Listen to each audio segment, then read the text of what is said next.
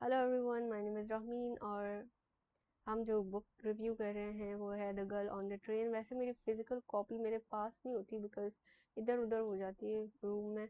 बाकी अभी मेरे पास थी, करीब ही पड़ी हुई थी। सो या पहले मैं जो है ना, इस अगर आपने नहीं पढ़ी किताब तो इसके रिलेटेड थोड़ा सा बता देती हूँ and then will jump into question answers related to the book. ठीक है। सो या इसमें कहानी में ये था कि there was this character character Rachel. ठीक है। फिर एक करेक्टर है एना। फिर देयर इज टॉम। अब जो रिचल है वो एक ट्रेन से जाती है अपने वर्क प्लेस पे, फिर तो उसकी जॉब भी लूज हो जाती है, लेकिन वॉट एवर जॉब पे जाती है। ठीक है। और वो जो घर देख रही होती है ना ट्रेन के सफ़र के दौरान, उनमें से वो एक घर पे ऑब्सेस्ड हो जाती है। वहाँ पे एक परफेक्ट लाइफ शो हुई होती है। एक करेक्टर होती है वहाँ पे मीगन, उसकी परफेक्ट लाइफ शो हुई होती है कि उनके बच्चे नहीं हैं, लेकिन वो जो वाइफ और हस्बैंड हैं दे सीम रियली हैप्पी, दे सीम रियली नाइस पीपल और व्हाट नॉट। ठीक है। तो वो बहुत ज़्यादा ऑब्सेस्ड हो जाती है उनके साथ। फिर उसके बाद वो आगे चल के हमें कहानी सुनाती है कि पास वाला घर उसी का था, लेकिन क्या हुआ था कि उसके हस्बैंड ने जो है अफेयर चलाया और फिर नई शादी कर ली, और फिर ऐसे उसने घर लूज़ कर लिया और that's how she is where she is. अब जो है ये जो मेन कैरेक्टर है उसने अल्कोहल शुरू कर दिया है और वो बहुत अल्कोहल पीती है और उसकी हैबिट्स भी बहुत अजीब हैं। ठीक है। उसकी फ्रेंड ने उसे अपने पास रखा होता है, लेकिन वो थोड़ी बहुत ट्रबल मेकर भी होती है अपनी फ्रेंड के लिए, और मुझे तो समझ ये नहीं आता कि उसकी फ्रेंड उसको बर्दाश्त कैसे कर रही है, लेकिन व्हाट नॉट। लेकिन इसी तरह फ्लॉड कैरेक्टर्स दिखाए गए हैं इस कहानी में। ठीक है। मतलब हर एक का है ना दूसरे से अफेयर चल रहा था कहानी में। पता नहीं क्या चल रहा था।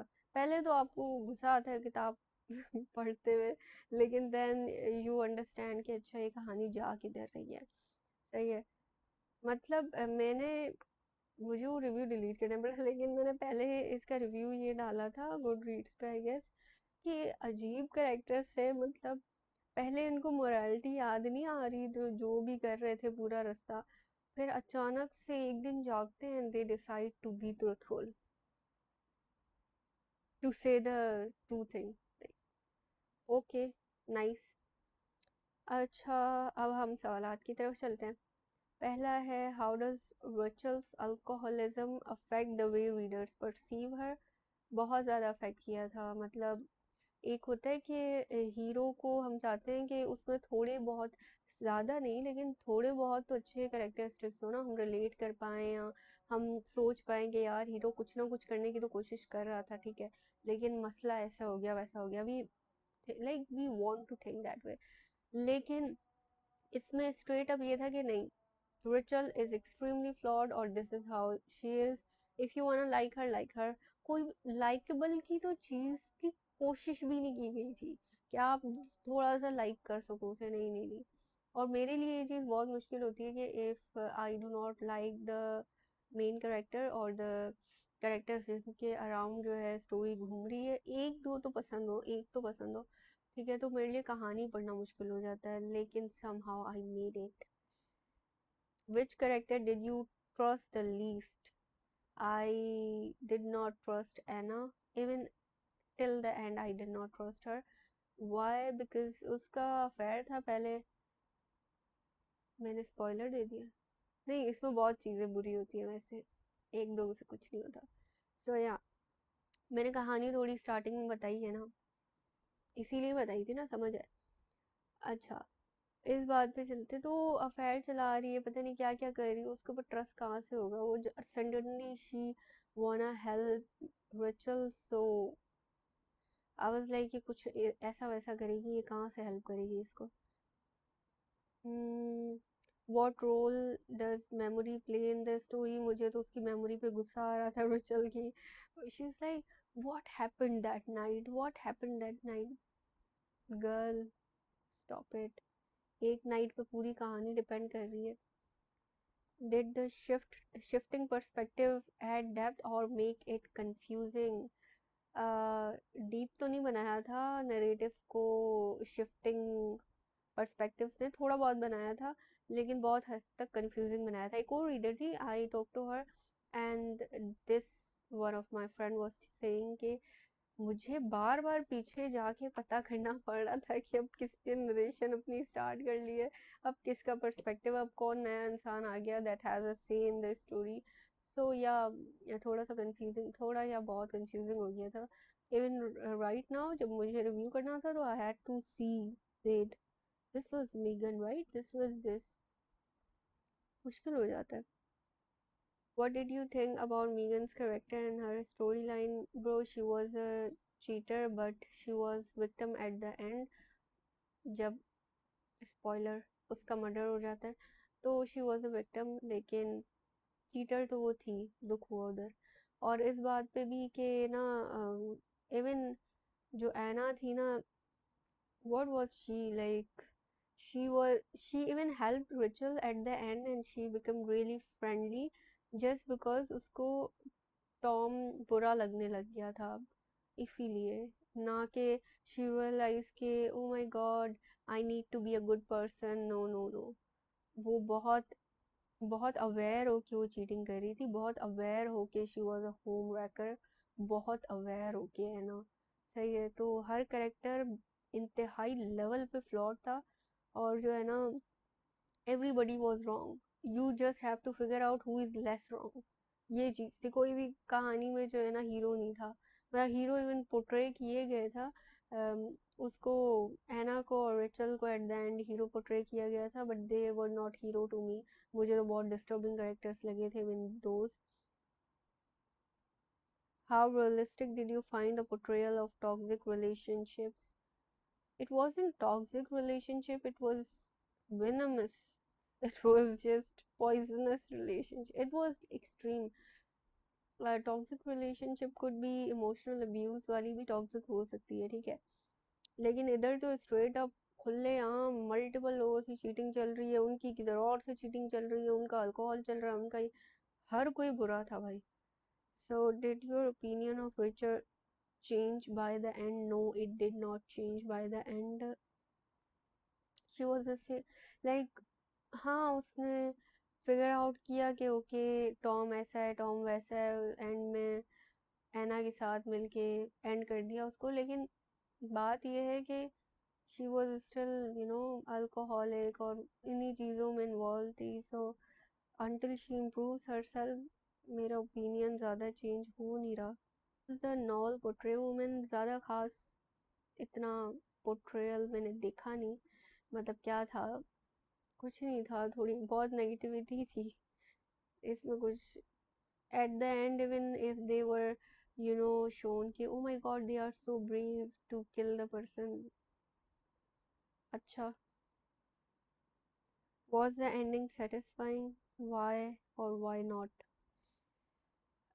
It was थोड़ी बहुत सेटिस्फाइंग जब टॉम ख़त्म हो जाता है, टॉम बहुत बुरा लग रहा था मुझे, बाकी लोग भी ख़त्म हो जाते थे तो ज़्यादा सेटिस्फाइंग होता। Would you recommend it to someone who enjoys psychological thrillers? 2 minute silence for that. मतलब, okay, if you wanna torture yourself, then nice, it was a good read. If you do not wanna torture yourself, then okay. Uh, ऐसे नहीं, difficult read नहीं था, you could read, like I can read rubbish as well, but ये था खाली कि है ना, मल्टीपल नरेशंस थी। आप किताब पढ़ोगे 6 महीने बाद आपको याद भी नहीं होगा, आपको बस थोड़ा बहुत याद होगा कि कहानी थी क्या, नाम भूल जाएंगे। सही है, खाली उनकी गलत बातें याद रह जाएंगी। मुझे नहीं लगता कुछ सीखने के लिए इस किताब में था। सीखने के लिए क्या था? Was there something to learn from the book? No, no, there wasn't. मतलब स्ट्रेट अप चीटिंग बहुत साफ थी, पता नहीं क्या क्या चल रहा था। इवन जो है वो एना, एना की कोई चीज़ मुझे बहुत ट्रिगर कर गई थी। She was like the other person is having affair with me और अपनी वाइफ को छोड़ रहा है क्योंकि I am so pretty, I am so irresistible. No bro, उसको कंट्रोल नहीं है, he is lustful and he could do with any woman who is available, okay.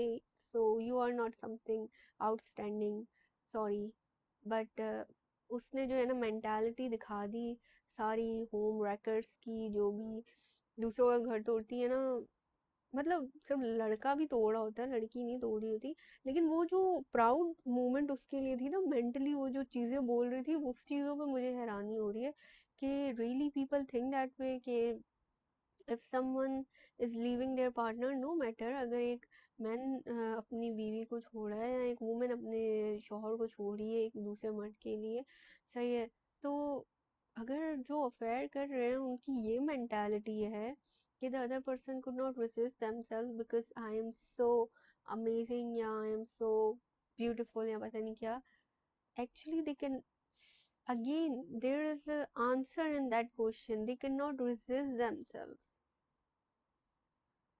they they cannot, they cannot control themselves, they cannot, have self discipline, they cannot stay on a single person, they are not for एक family, ठीक है, so it is in the answer, in the question, sorry, what the shit I'm saying.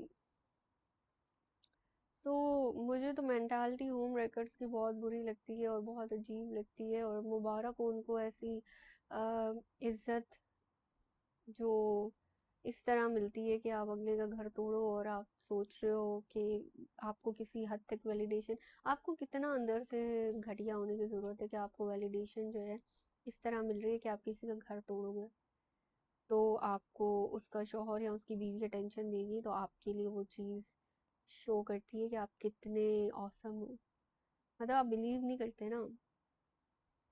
Anyways, इस तरह की घटिया चीज़ें थी, इस तरह की चीज़ें थी इस किताब में, सो कोई ऐसी मैसिव चीज़ नहीं थी सीखने के लिए, अगर कोई चीज़ होती ना मैंने हाईलाइट कर देनी थी, और मुझे किधर मेरा हाईलाइटर चलता हुआ इस पूरी किताब में नज़र नहीं आ रहा, मैंने रगड़ा दे दिया पूरी किताब को। Anyway, so this was my review for the book. I hope so you thoda bahut liked it. But anyways, bye bye.